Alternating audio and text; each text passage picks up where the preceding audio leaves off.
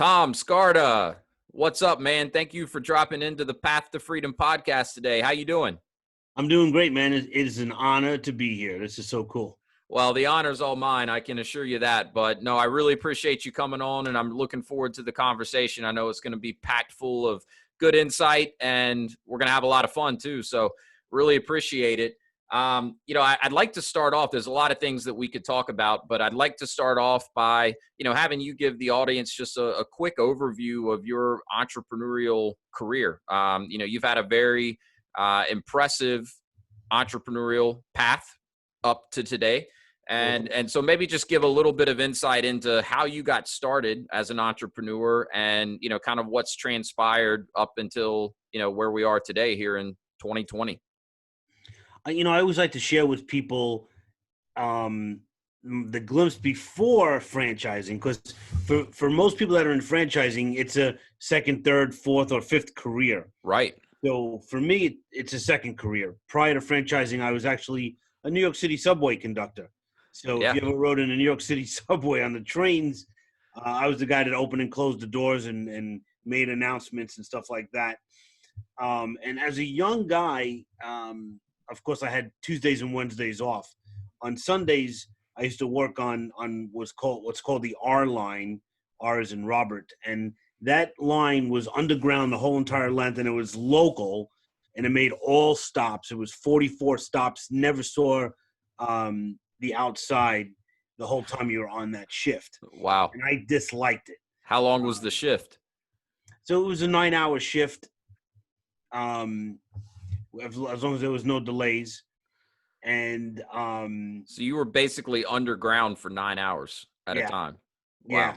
So you got, a half-hour lunch break, so you could go upstairs when you got to the other line, to the end of the line. Uh-huh. But even with that, it was, you're kind of, you when you blow your nose, black, what they called steel dust would come out of your nose. Oh gosh. So it was kind of a weird thing, but I remember I used to run this thing on Sunday nights. It was Sunday, and it went from about, I believe the hours of 5:30 p.m. till 2 a.m. And I remember this one Sunday I was working, and I was like really unhappy about working Sunday night. The whole family was home, having pasta for dinner, and I'm eating a bagel with cream cheese on it, for dinner. Yeah. And an old timer came up to me, and I'll never forget this. He said, "You know what, kid, this is a great job because you'll always have a shirt on your back. It won't be a silk shirt, but you'll always wear a shirt. You'll always have that shirt." Wow. And that struck me like a bucket of cold water. I was like, wow, that sounds like real mediocrity to me. Yeah. And I really wanted to do more. As I looked around, I realized that the bosses, who are great mentors to me and even friends to this day, were not wearing the metaphorical silk shirts. Mm-hmm. Mm-hmm. But the people that were business owners. And I realized in that moment, I want to be a business owner because I want to wear the metaphorical silk shirt. And so after a lot of research, a lot of books, a lot of seminars, I realized that a franchise is a business with training wheels. And that's what I needed, right? It was very important to me to have a helping hand because I was just a regular guy. My dad was a New York City police officer.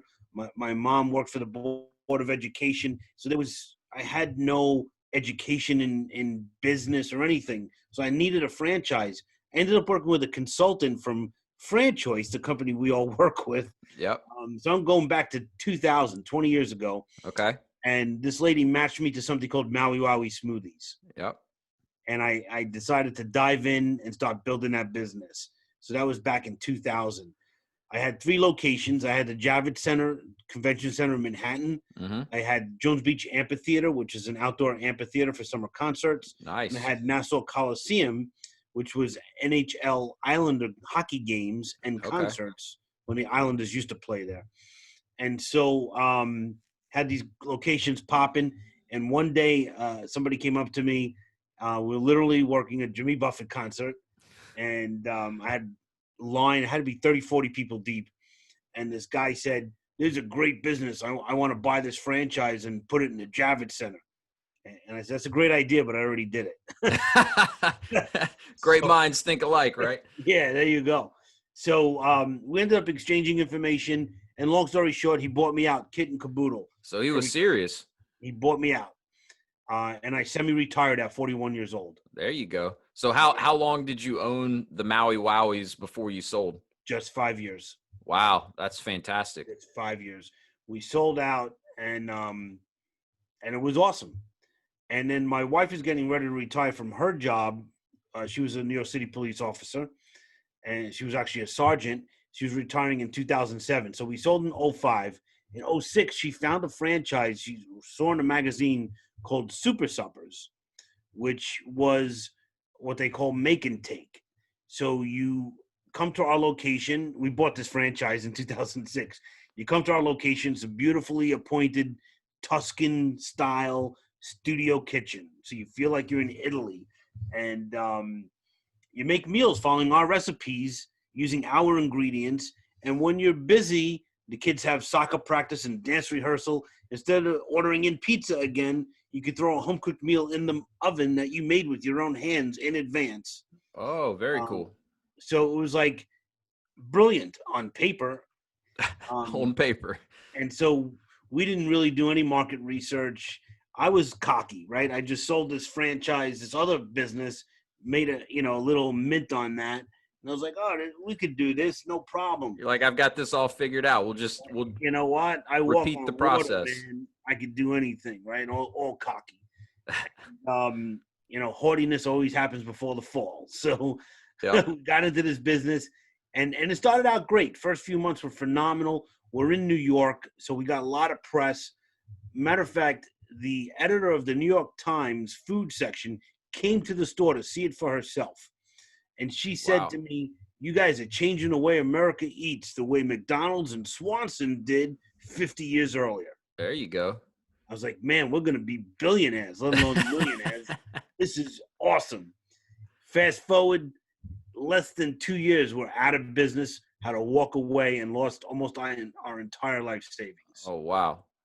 And that's what made me a franchise expert. So, That's right. You learn more from the failures than the success, right? Absolutely. I ended up writing a book about it called Franchise Savvy, which is this poster behind me.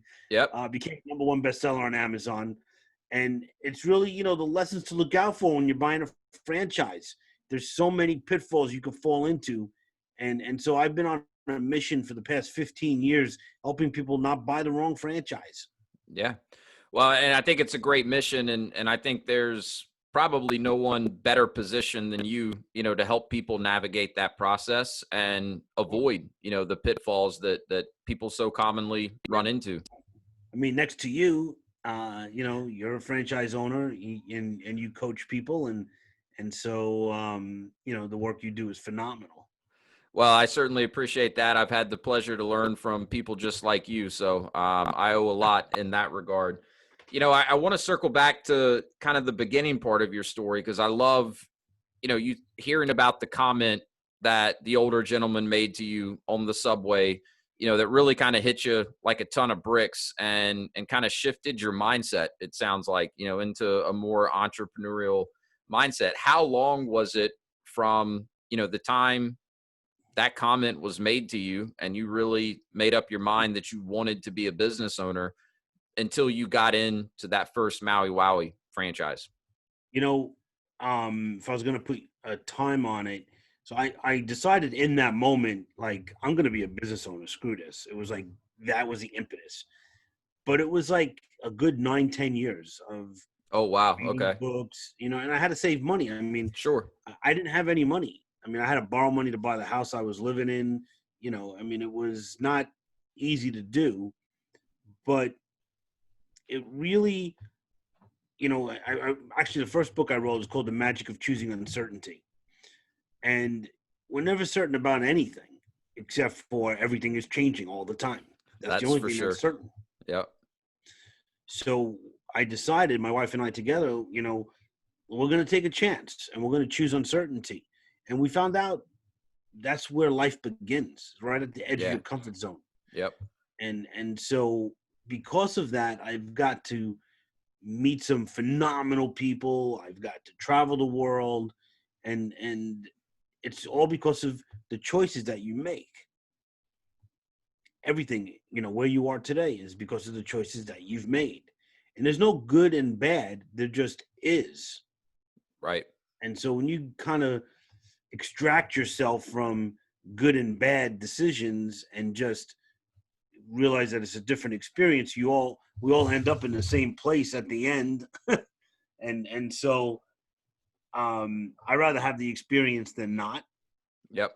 And not everybody wants that or has that mindset, and that's absolutely fine. Sure. That's cool. Entrepreneurship, business ownership, whatever it is not for everyone.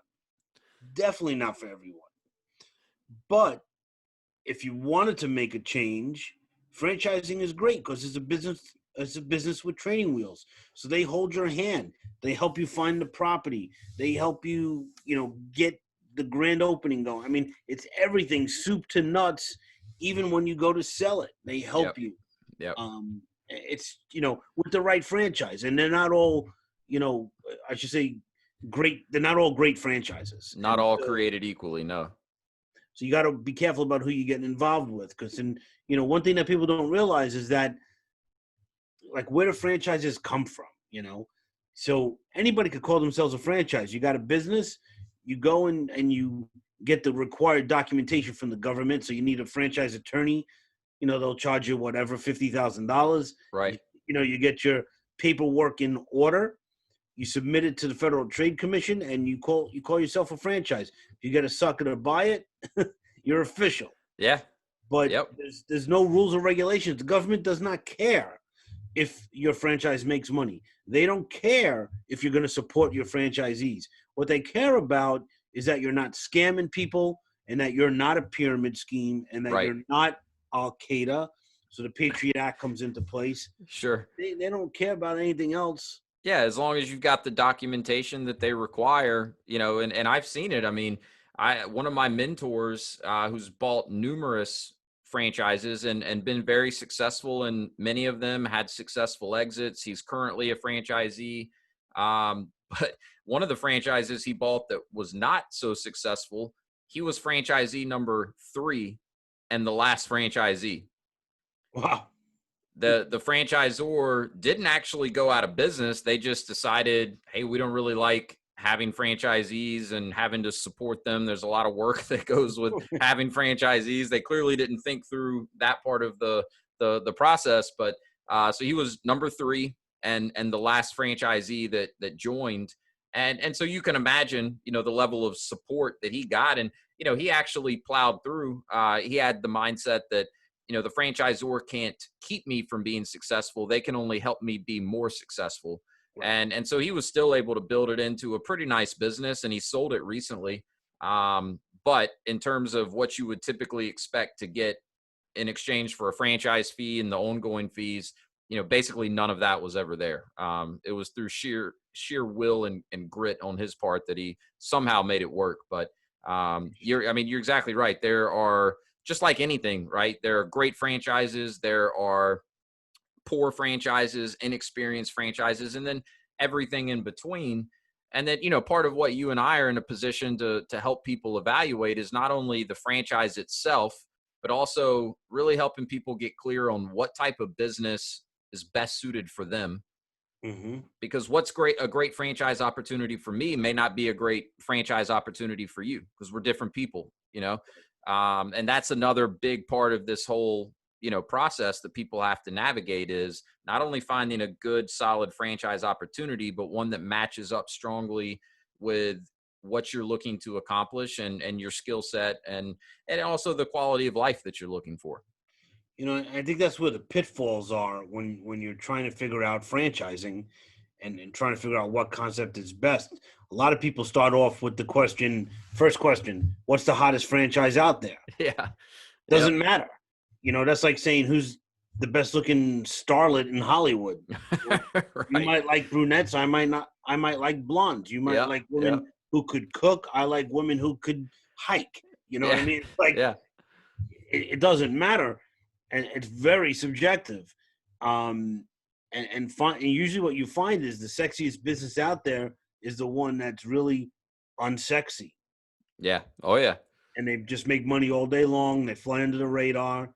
They don't ruffle any feathers. Yep. They're not, they're not the next Uber or whatever. They're not disrupting markets. They're just systematizing a great thing that people need Yeah. and rolling it out to America. And that's Kind of like custom pull-out shelving. yeah, custom pull-out shelving. Far from sexy, but damn, it's a good business. So, Really?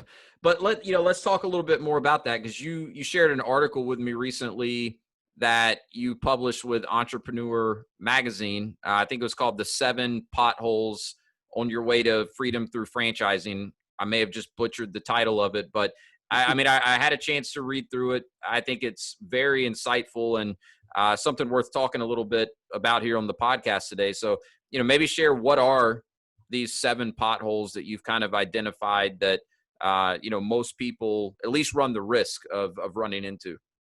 Well, there's a lot to talk about. So the article itself, I think, clears the path and also tells you what the path is when you're buying a franchise. So we'll go over that. But I want to back up just for a second to say that you have to make a decision or a choice that you want to be a franchise owner. Right. So if you dissect those words, there's a decision and choice are 2 different words. And it's really interesting when you break it down and think about the origins of the words. I like to write. I'm into words. The word decide is akin to the word homicide. Got that CID in it. Yeah. So the word decide means to kill off an idea. So you make a decision. You decide to move to the next level, whatever that life change is that you're doing. Right? So if you decide to get married, you're deciding to leave your old bachelor self behind and move into being a married person. Right. When you decide that you want to be a franchise owner, you're deciding to leave your career behind and become a business owner. But the cool thing is that you could bring only 2 things with you when you're moving ahead. And that is your achievements and your knowledge. Right? They can never take that away from you. Yeah. So what's cool about that is when you get to the point of, all right, I decided I killed off my old 9-to-5 guy and I'm going to be the entrepreneur guy, Mm-hmm. you could bring that with you. And that takes a lot of courage. It does. And you need confidence, but you can't have confidence because you've never done it before. This is a future thing. It's a Right. future you. So you need to gain courage. And you gain courage by bringing and remembering your achievements and your accomplishments and your skills and knowledge that you've gleaned from your past life as a 9-to-5 W-2 person. Right. You bring that all with you. But that does not mean that if you were an accountant, you should buy an H&R Block. Right. Or if you were a cook, you should buy McDonald's. It has nothing to do with it. But you have transferable skills. And to make that transition from signing the back of the check to signing the front of the check takes a lot of chutzpah, as they say. It takes a lot of cojones. Mm-hmm. It Sure takes does. a lot to do it. Yeah. And so when I work with people, I've been working with people for 15 years, I have found that everyone that I have worked with, no matter what their walk of life was, no matter what their net worth is, they have an anxiety attack when they go through this process. Yes. Everybody does. Yep. The same way you have anxiety when you're getting married. Yeah. You're in love and you know it, and it's in your gut, but your head is telling you, "Are you crazy?" Yeah. And so you have to rectify the head and the gut. And I always share with people, we have 2 brains. The one in our head, as old as man on earth, 4 million years old, and the one in our gut, which is old as God, or as old as infinity. Yeah. Whatever you want to call it, your creator. And so when you're evaluating a life situation, let's call it buying a franchise now, you have to listen to your gut, because that's God talking to you. That's why people say, listen to your gut. Right. Trust your gut. Trust your gut. And you could do spreadsheets from here till tomorrow. If Yeah. it's not right in your gut, don't do it. Well, no doubt. And if you understand how the brain works, I mean, we're wired to stay comfortable, Right. right? We're wired to stay safe and comfortable, assuming you're not in a position where feel like you're literally going to die. Getting outside of your comfort zone or even considering doing that, your brain is automatically going to start raising scenarios and have you start second guessing those decisions, because it's counterintuitive to want to get outside of your comfort zone, the way our minds are wired. Absolutely. We're always seeking homeostasis, balance, safety. Yeah. But uncertainty is where magic happens. And uncertainty is another word for faith.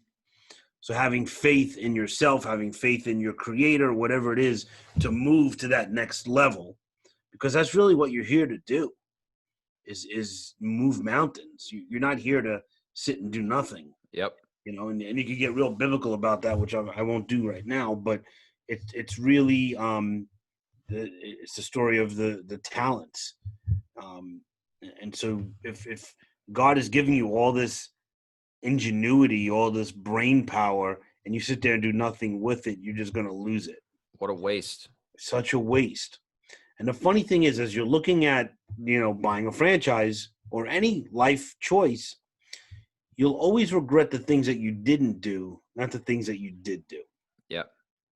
And so I look at that as, with my Super Suppers franchise that failed, back then I was crying, but now I look at it as a blessing. I'm so happy that happened, because I'm able to now teach people how to avoid those crazy mistakes. Right. And there's a book of, we could spend a few podcasts on mistakes to avoid. And we'll touch on that today too. We should. But to answer your question originally, the 7 potholes on the road to franchise freedom lay out a map of how to get past the anxiety that will most definitely come up. Now, not everyone hits all 7 potholes. Typically, you'll hit 2, 3, maybe 4. Okay. Usually not all 7. But the 7 potholes are, once you know what they are, when they come up, you realize, hey, it's not just me. This happens to everybody. Yeah. Because what I found, as I was a new consultant, is I would talk to people and then suddenly they would fall off the face of the earth. It was like the rapture. They were just gone. Poof. Yeah.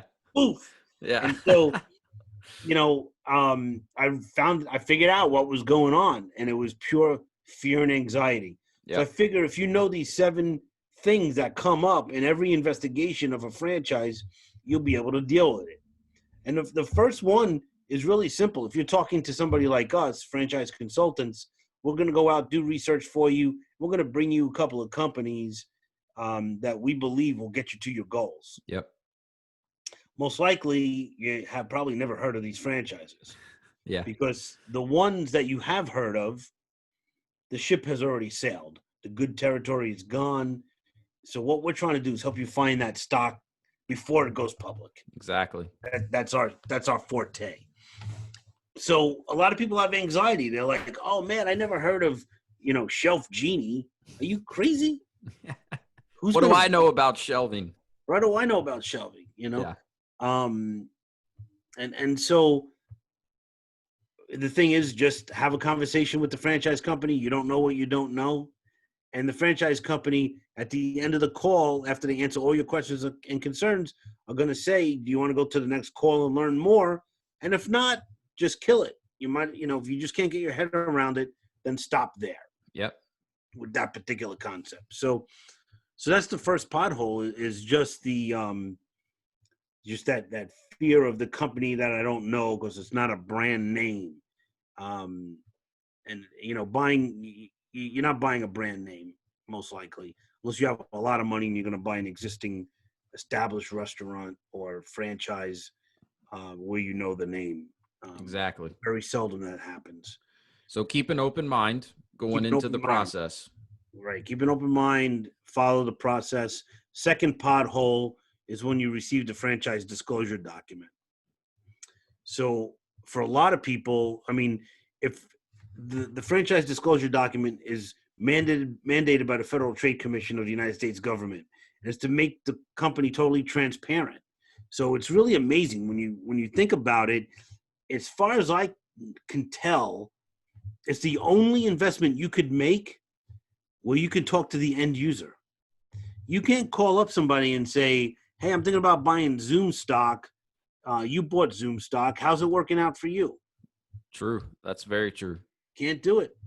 But in a franchise, you can. We implore you, we beg you to call existing franchise owners. And we have questions that will supply to you where you can ask them how's it going? Are they giving you the support? How's the marketing? How's the real estate? Whatever it is, for that franchise. Yep. So when you get the document, it's going to be 150 pages thick. It's The older the intimidating. company, the thicker it is. So there's just a lot of information to make the company transparent. It's your best friend. Don't be afraid of it. Yep. As consultants, we will help you digest that document. That's what we do. Yep. So what happened to me is I got really excited about the franchise that I found through my franchise consultant back in 2000, the Maui Wowie thing. I started telling my friends and family, oh man, I'm thinking about this franchise. I'm loving this thing. It's awesome. And everyone tried to talk me out of it. And they did not know what was in my heart. I wanted to be an entrepreneur, but they didn't want me to change because that would force them to have to recategorize me in their brain. So when it would also force them to kind of look at themselves, right, and kind of process, why am I not willing to make some take some of these risks and make some moves in my own life. I think that's a lot of times where that type of judgment and lack of encouragement comes from, is it forces people to look at themselves when they see other people on the move. It makes them really second guess why they're standing still. Your success reminds me of my failure, or my not having the chutzpah to move ahead and do or my inaction, whatever you want to. Yeah. So it's interesting, but and then they'll say to you, but you know what, Wes? I know someone who has a barber, who has an uncle, who has a dog walker who lost their shirt in a franchise. Right. Yeah. Yep. Yeah. The old, I know someone who knows someone who knows someone. Right. Yeah. You know what? I failed in a franchise, and I'm here to talk about it. It was not the worst thing that ever happened. Well, you're better off for it now. Yeah. It's amazing. If you live life from trying not to fail, you're going to have a lousy, miserable life. You have to approach it from, how can I win? And so, so that's the third pothole is third party people will sabotage you if you listen to them. The naysayers. And there's most people are naysayers for various reasons. Either that, they might love you. Yeah. They don't want to see you fail. I get it. Or they're actually jealous of you, which is unfortunate. Yep. But that's what happens. I had friends that have said to me, I thought they were my friends. They're like, I don't even know what to say to you. You're not the same person, because we don't have anything in common anymore. We can't talk about, the union and all that stuff that's happening back at, So, so that's kind of what happens. And it happens to everybody. It's so funny that this comes true. It does. It's all the time. You're going to have, and a lot of times, in my experience, at least, it comes from people you'd least expect it from. Absolutely. There's a great book called The War of Art by Stephen Pressfield. Now, there's another book called The Art of War. I've read The Art of War. right, which is a great read, and every entrepreneur should read it, Yeah. is The War of Art. Okay. And it talks about how when you go to do something grand in your life, all sorts of forces come against you to stop you. And sometimes those forces are your loved ones, your own spouse Right. will try to get you not to do something. Anytime it's a go up goal, if you're going up, um, it's amazing how that happens. So the fourth pothole that some people will hit is actually calling the franchise owners, as we were talking about a minute ago. Mm-hmm. All of a sudden the phone weighs so much and you don't know how to use it. It's just like, but it's really the most important thing you could do is talk to franchise owners. The most important. Yes. It's the most important thing you could do.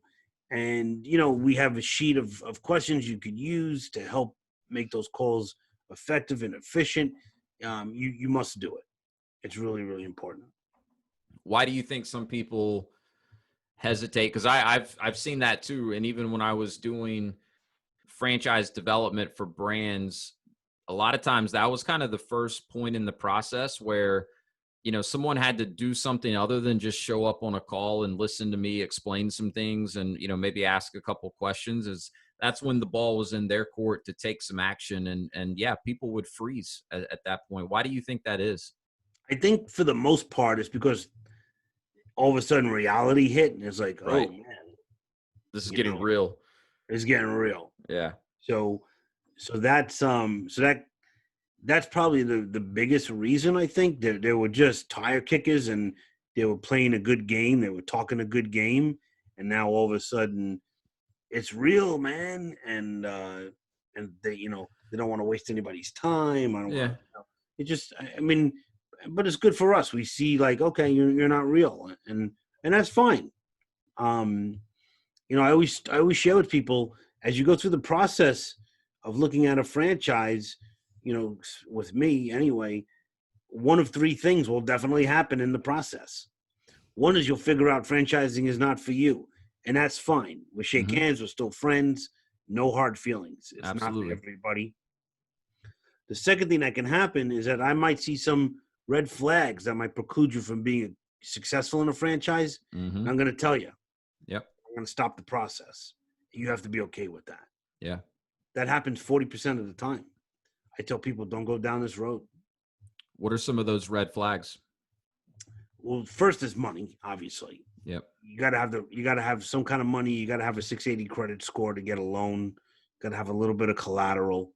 Otherwise, you could get unsecured loans. You could use credit cards. Don't buy a franchise if you're in that kind of position. Sure. Another thing that shocks people is I feel that they're negative. And I believe success, 90% of it is positive attitude. So if you're a glass half empty person, I would say don't go into business because you get what you think you're going to get. So if you focus on failure, guess what? Yep. One of my favorite quotes is Henry Ford, whether you think you can or you can't, you're right. Yeah. No, it's so true though. It's so true. Yeah. So that's a big point. So we're up to number 4, which is calling the owners. When I think I cut you off, so I'm sorry for knocking you off your train of thought. What's the third thing that you tell people they'll yeah, learn that's through right. the process? So there's 3 things that are usually going to happen. They'll figure out it's not for them. I'll figure it's not for them. And number 3 is we find the perfect franchise. They dive in and live happily ever after. They change their life. They change their life. They set down the path to freedom. Yep. They are on that road to freedom. Yep. Okay. All right. So that's the first 4 potholes. What's number 5? So number 5 is financing. Mm-hmm.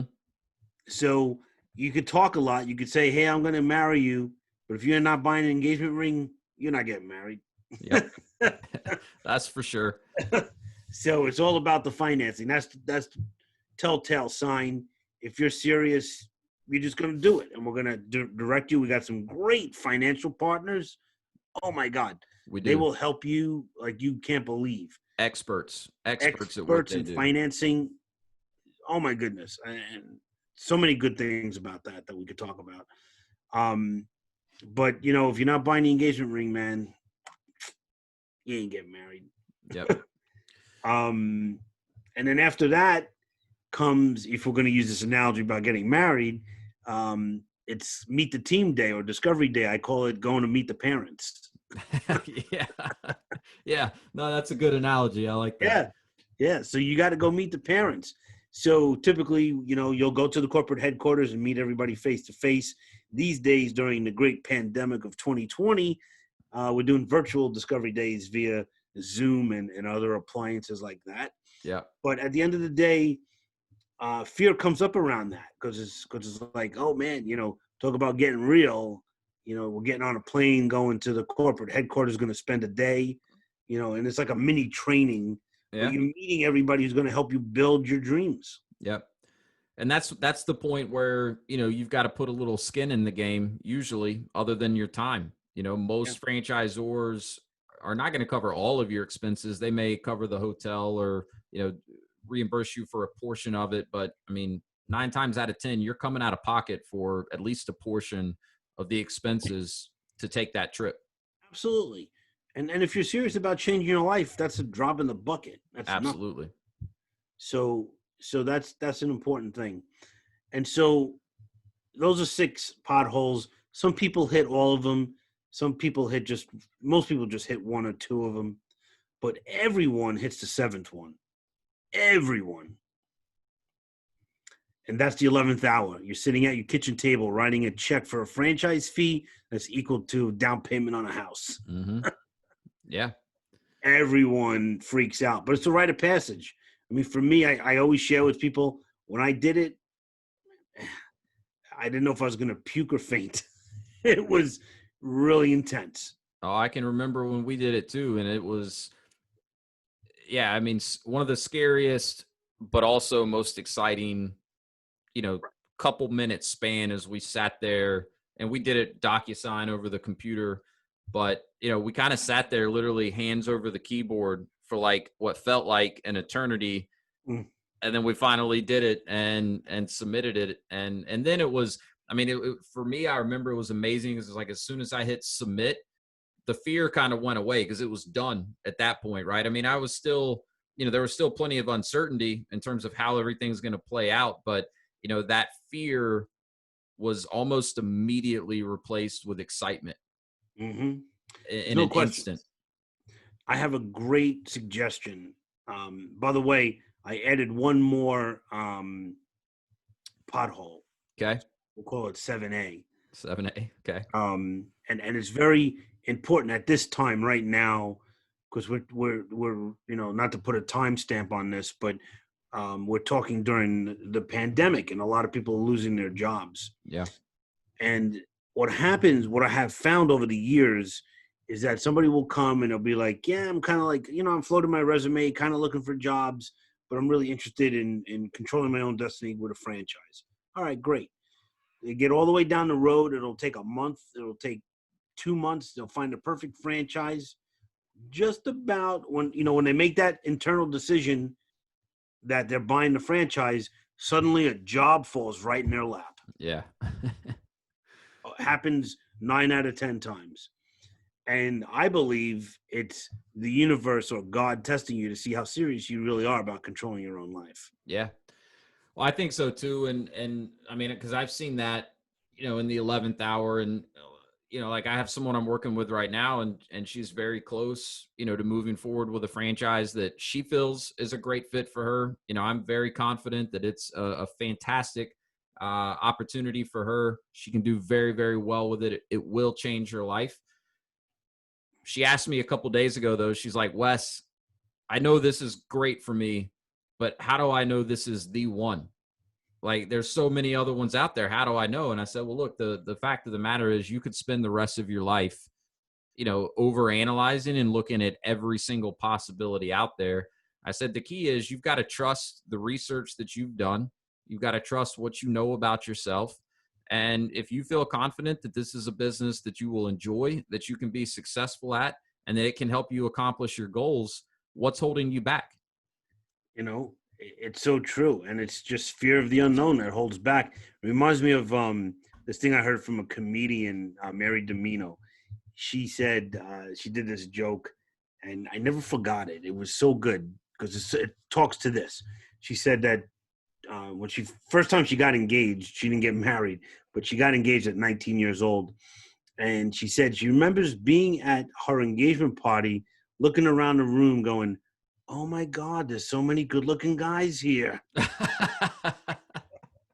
What am I doing? I'm going to miss out on all these good looking people. Yeah, and that was just a silly thing. It was just fear setting in for her in that case, and it was probably best that she didn't get married because of that. But in a business in this situation, you know, you do your research. It's definitely the right thing for you. There's a reason you're so deep with that particular franchise. It's divine. It really is divine intervention in a lot of ways, and so you got to be confident. But before I forget, I want to share um, in regard to fear. There's a great video you could look up on YouTube if you get a chance. It's Will Smith. Yeah, Just put in Will Smith skydiving. I've seen it. I've seen it. It's fantastic. I just love it. He talks about the fact that, you know, he's like, yeah, I'm gonna go skydiving with my buddies, and it's all cool. And then he's the night before, he's like, maybe everybody will forget. I'm so scared. You know, I don't want to do this. Yeah. And it's so true when, you know, you're on the plane and it's always tandem.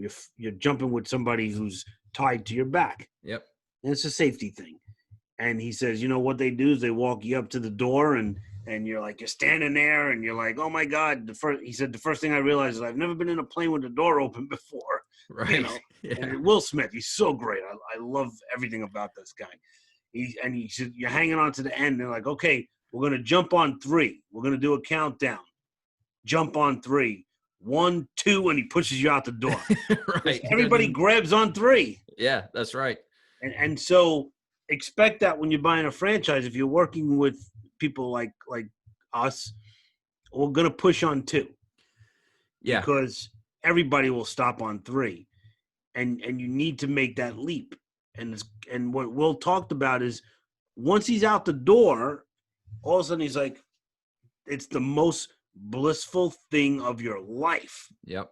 Is that free fall. And he said he realized in that moment in free fall that everything in life that you want is on the other side of fear. Yep. And you build up fear. You know, he said he built up fear for, you know, days going into this whole thing. And fear 95% of the time, whatever you're worried about doesn't come true anyway. Well, it is. And I love that quote, you know, everything you want in life is on the other side of fear. And I think this is something, you know, worth talking about because everyone experiences it. Mm-hmm. When it comes to something like getting into business for yourself, even if it's not buying a franchise, just taking, you know, the risk of starting a business and going out on your own.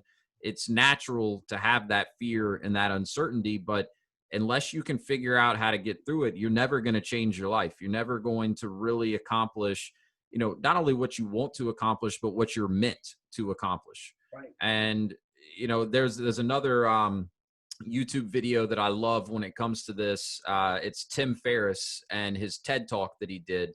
And he calls it fear setting, and it's an exercise. And I actually did one of my Mindset Monday episodes about this. So, you know, we don't have to spend a whole lot of time here, but I mean, it's the same conclusion he comes to, right? Through this exercise that he lays out in this TED Talk is that, you know, 95% of the time, the worst case scenarios that we conjure up in our minds never even come true. And he said, what you also realize if you take the time to do the exercise is that even if the worst case scenario plays out, it's relatively easy in most cases to bring ourselves back, right? I mean, you're a great example of that. You had a business that ultimately failed. It didn't work out, but yet here you are today, right? Right. I mean, the failure did not put me, you know, in a refrigerator box living under the freeway. I mean, that's Thankfully. kind of where your mind goes, right? Yeah. Like, oh my God, I'm gonna be homeless, and it's not the case. What happened is, I had to get busy, and pay back my loans. That's the worst case scenario is, and so that's why I say when you're looking for financing, you should really only invest half of your net worth, which is like a kind of a rule of thumb. That's a good If rule of you're thumb. kind of Yeah. tight, right? So if you have assets that are 300,000 and you could liquidate some of that stuff, well then, maybe you should just invest 150,000 altogether, Right. with loans. Yeah. No, I think that's a really good rule of thumb. Because you don't want to burn all the boats, right? I mean, and put yourself in a position where if it does not go right, it's impossible or at least very difficult to come back from it. So, Right. um, man, I think that's great. The seven potholes. I'll link the article that you shared with me in the show notes Oh, cool. if that's cool with you, so people can check it out and read it in its entirety. It was a great read. So thanks for Well, sharing thanks. all of that. One of the other things that I wanted to hit on while I have you is just some of your experience, because you got into your first franchise in 2000. You live in New York, and as you've already mentioned, we've got the COVID-19 pandemic going on right now. It's absolutely changed the entire world, and there's a lot of uncertainty right now. And one thing that I keep coming back to with everything going on is that there's uncertainty now, yes, but that's always the case. It's not really that different in terms of uncertainty. Tomorrow's never guaranteed. We never know what tomorrow is going to hold, regardless of what's going Absolutely. on, pandemic or not. But you've, in your entrepreneurial career, been through some pretty high times, right? But you've also been through some lows, especially being in New York. I mean, you went through 9/11 shortly after becoming a business owner. You went through the Great Recession. Even Superstorm Sandy was something that I know had a big impact on you. So Yeah. can you talk a little bit about, number one, how you managed to persevere through those difficult times, and also what are some of the biggest lessons that you learned through the low times that you've been through? There's so much. Wow. So in like Great Recession times, you know, what I learned is that it's never forever. It's always temporary and it's always temporal, Hmm. meaning there's always a lesson to be learned. And so, what I learned in 2008 and 9 um, was that you can't wait around and hope things are going to get better. So, a lot of people are addicted to hopium, which is, Yeah. hoping that your life is going to change without actually making any changes. Yep. If you're smoking hopium, you need to quit right away. Get off the Um, hopium. get off the hopium, man. It's just say no. And We should get shirts made. Say no to hopium. I should probably do that. It's a good idea. I That'd be think I might great. do that. That'd be great. Um, so yeah, it's you need to not stand still. You need to make a move. Um, and so if it's during the great pandemic now, um, you know, do some research. I mean, we're all home anyway. That's So right. get online. You could learn everything you want to learn online. It's absolutely amazing. Read a couple of books. Yep. So get acclimated because it's going to be over.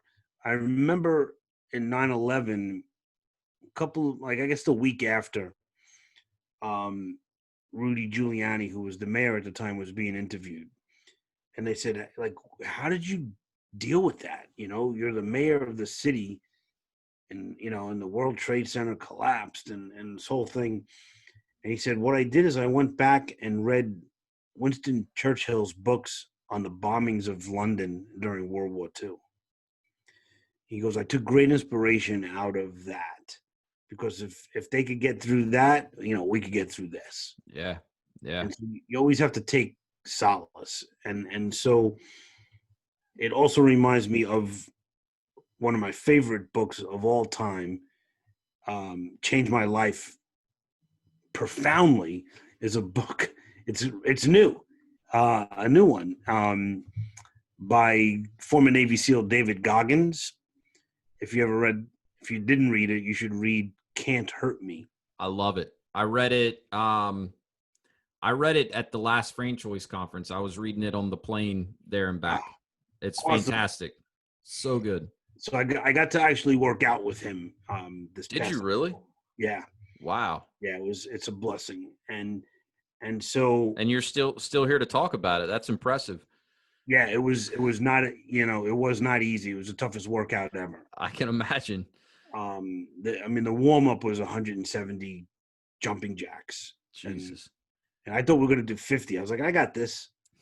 He kept going. He just kept going. He's a machine, that guy. He is. He's impressive.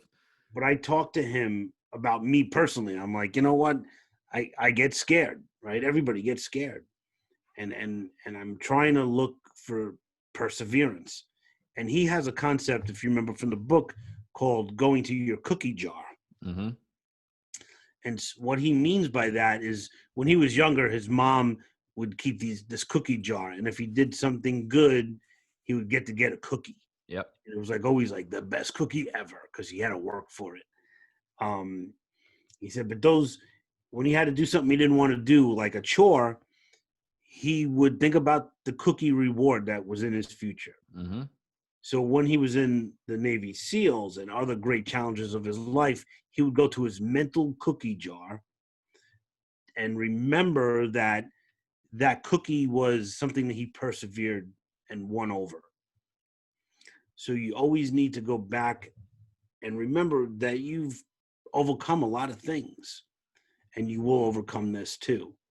And that's how I feel about this pandemic is it to me.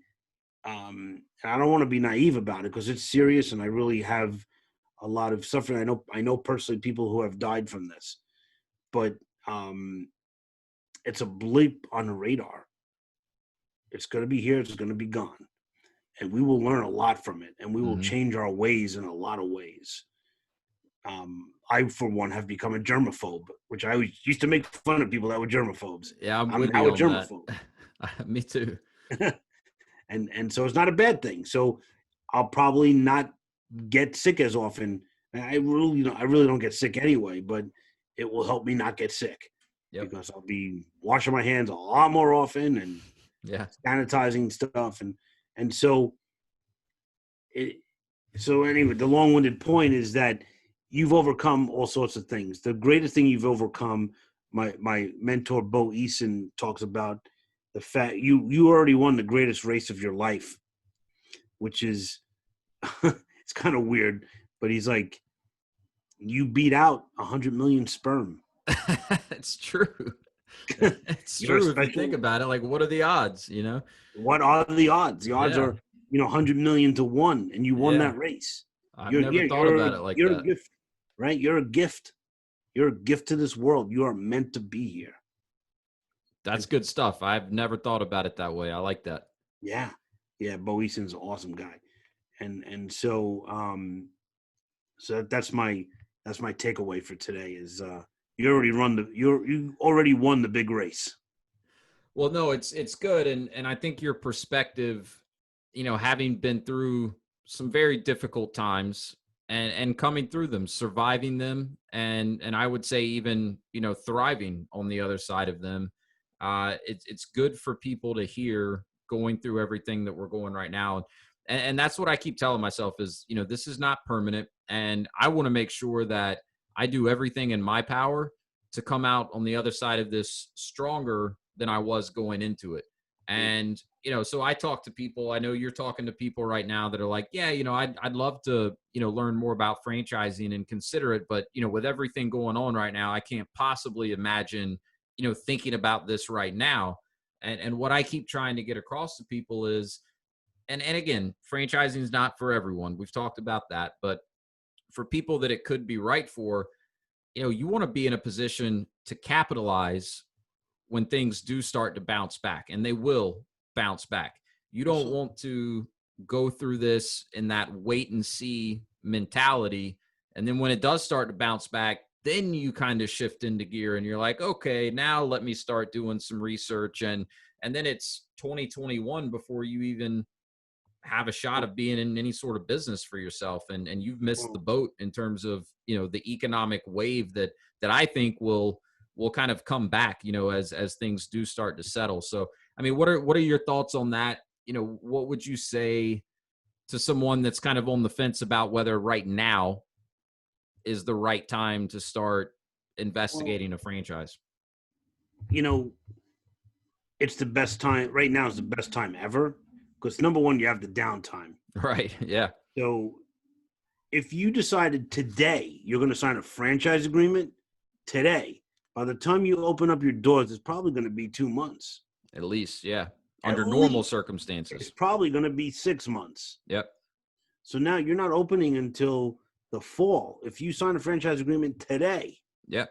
it may not be for another 6 months before you actually see your first customer. Yep. And so what you're doing is preparing all that time. Like if your job calls you back, if you're furloughed and you get your job back in a month from now, that's great. Keep your job.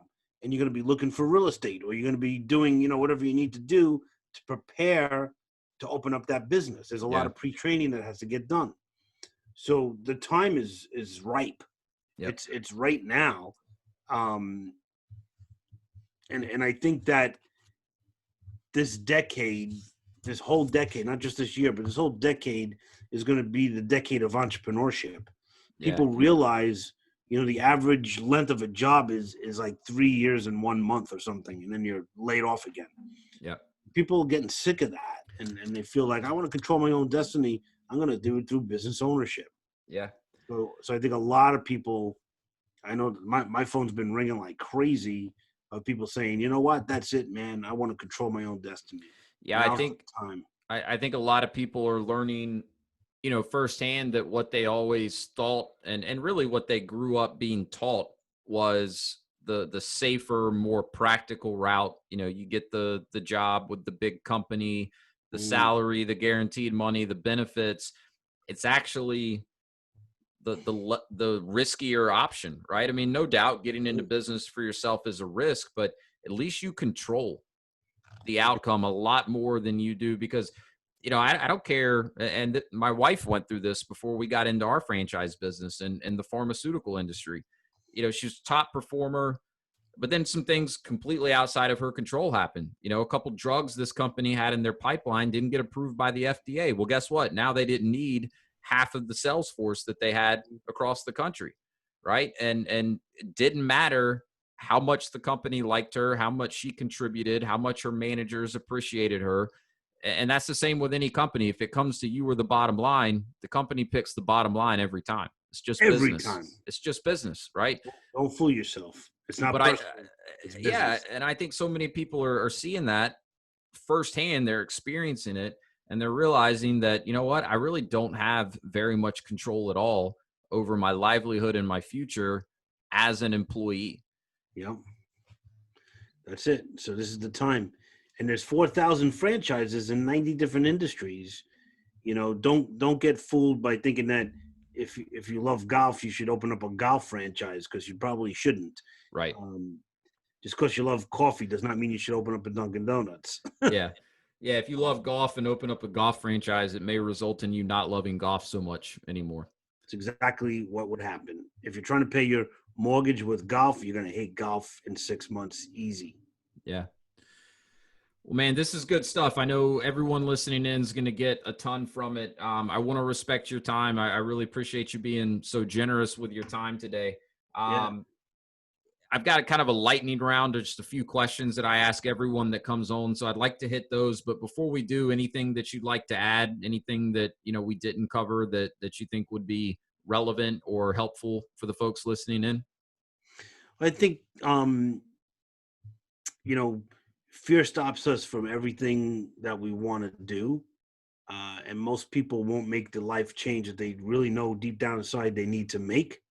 So if you ever heard the story about the dog on the porch with his owner, real quick, I just got to share this. So there's two guys that are hanging out and they're drinking some iced tea on a hot summer day. One of them has his dog with him. Every once in a while, the dog lets out a yelp.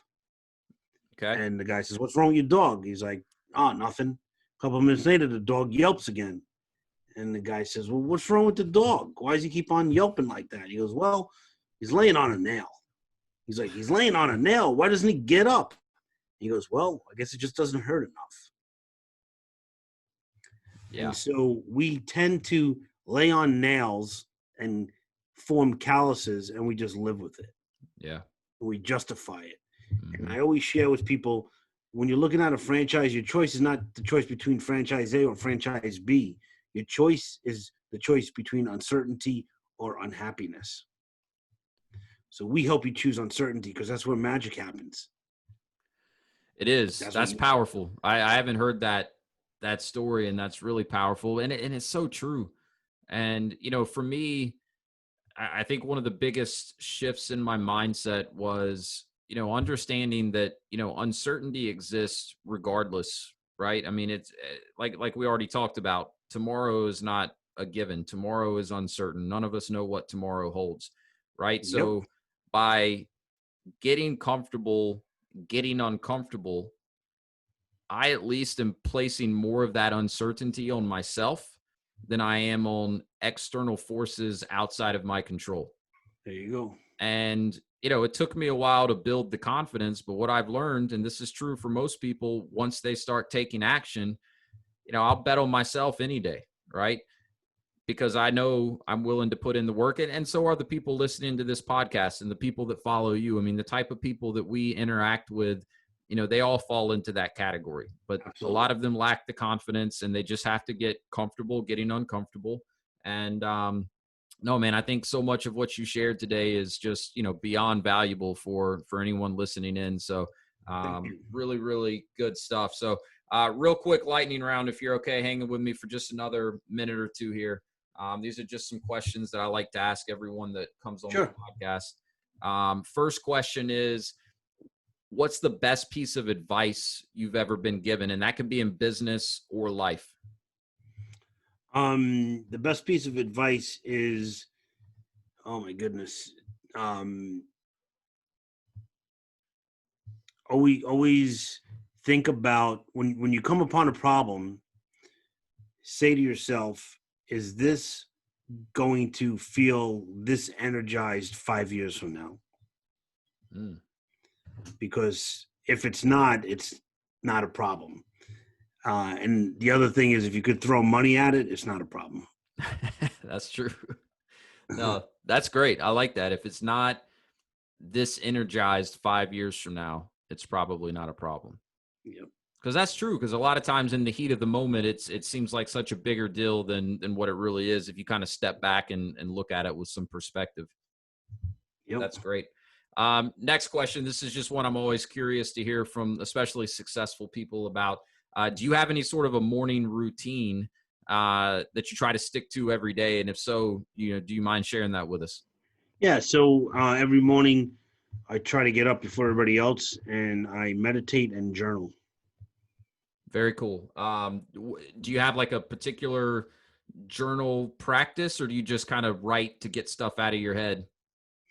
Both. I have a 5 minute journal that you could like buy on Amazon called the 5 minute gratitude journal. Yep, I use it. Um, yeah, and My then my my Mindset Monday podcast that came out this week was about gratitude, and I talked a little bit about the 5 minute journal. oh, that's great. Yeah, That's so awesome. Yeah, anytime you feel stressed or angry or whatever, just think of three things that you're grateful about, and yeah, then you can't when you're in gratitude, you can't be anything else. it's amazing how quickly it can shift your mindset. Hmm. Very cool. You mentioned some good books already, some good book recommendations, and that's part of my favorite thing about doing this podcast. I get fantastic book recommendations all the time, and part of that's because I asked this question: what book are you reading right now? So right now, I'm reading "Change Your Brain" by Dr. Joe Dispenza. So it's quantum physics and how you can actually create your own reality Yeah. by knowing how the world really works. Yeah, I'm familiar with Joe Dispenza. I haven't read that book though, so I'll have to put that on the list. Change Your Brain. Yeah, I believe it's Change Your Brain. I have it over on the other side of the room. I'm trying to read it and I can't see it from here. I'll find it and put it in the show notes too, Cool. with the exact title. All right, so final question then is, what is your definition of freedom, and are you living it? Yeah, so my definition of freedom is it's not about money, but they say that time is the most valuable commodity, but with the right business, you could buy time. So if you are delegating and running a really tight ship, that gives you time and freedom to do what you want to do and enjoy what you want in life, whatever that might be. Yep. So it's about that, and I'm not in it 100%, but I'm trying to live it as much as I can. Yeah, that's a great answer. Fantastic answer. Well, Tom, thank you, man. This has been awesome. Where can people connect with you? Where can people check out your books? You've got a podcast as well. Share with us a little bit more about where people can hear more from you, connect with you, and learn from you. Yeah, thank you. So, if you want to talk about franchising, contact Wes. He will help you out. He's awesome. If you want to learn a little bit more about fear and anxiety, I have a lot of products that are free on thefranchiseacademy.com. Very cool. And is your podcast linked there as well? Yep, it's the Franchise Academy podcast. You can listen to it there or wherever fine podcasts are listened to. Yep. I highly recommend the Franchise Academy podcast, full of some great information and also some great guests. So, Tom, thank you again, man. This has been awesome. Really appreciate you dropping in on the Path to Freedom podcast with us today. Thank you, Wes. Appreciate it, man. You got it. Take care. Yeah.